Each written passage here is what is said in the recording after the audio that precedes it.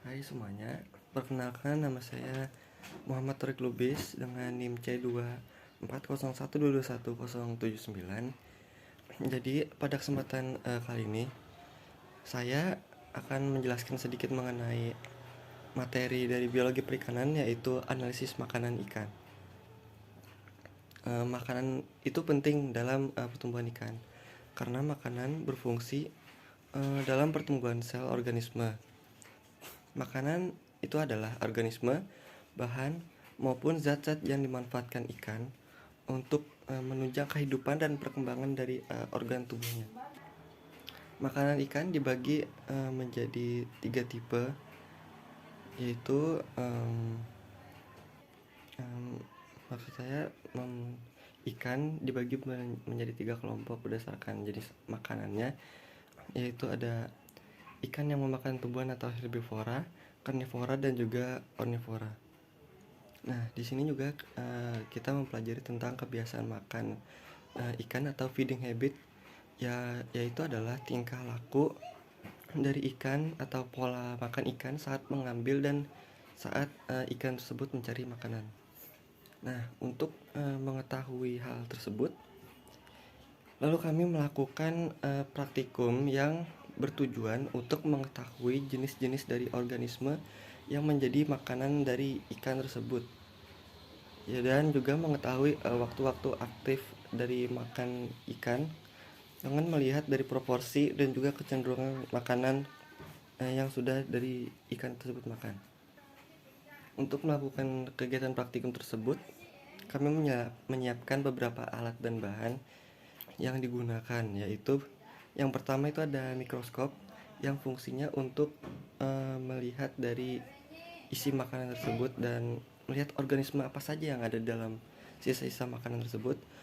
Lalu ada timbangan digital yang digunakan untuk mengukur sampel uji, yaitu sampel yang akan diuji adalah lambung dan juga usus dari ikan.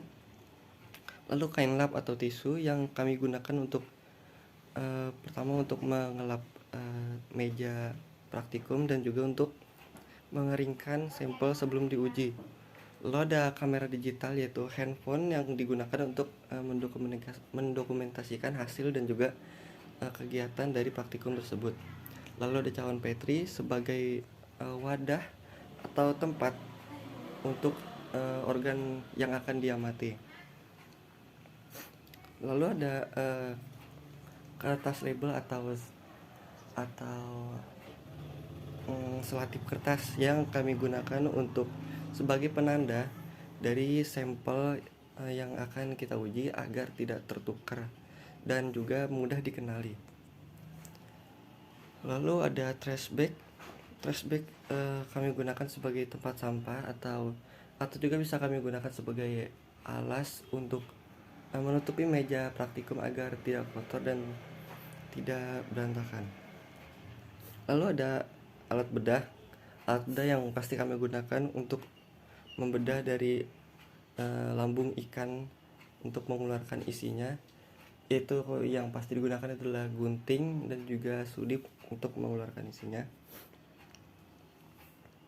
Lalu ada kaca preparat dan juga cover glass sebagai tempat untuk pengamatan kami di bagian mikroskop. Nah, metode kerja yang pertama kali kami gunakan itu adalah mengeluarkan sampel usus dan juga sampel lambung yang telah diawetkan dengan formalin di dalam gelas, di dalam wadah, dan kami bersihkan dan kami lap menggunakan tisu ataupun kain lap. Kemudian kami dikerik dari isi dari lambung tersebut. Pengerikan usus dilakukan untuk memisahkan, maksud saya pengerikan lambung digunakan untuk memisahkan bagian isinya dengan lambung tersebut. Lalu diencerkan atau diburai sekitar secukupnya saja sebenarnya dalam cawan Petri. Lalu selanjutnya diambil kurang lebih 20 tetes dari 10 tetes dari masing-masing isi lambung tersebut. Kemudian kami amati.